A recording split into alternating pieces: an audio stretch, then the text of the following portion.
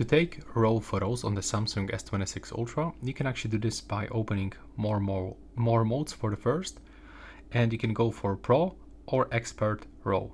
When you go for the Expert RAW, you will have to first of all download this mode on your camera, and this time I'm gonna also show you quickly how we can use it actually.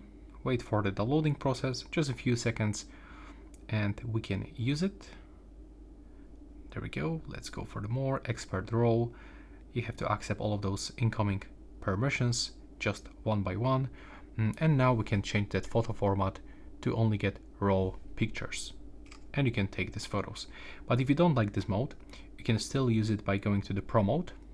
And right now, when you click here for the settings, you will have to go into the photo format, select Pro mode picture format, and go for RAW format.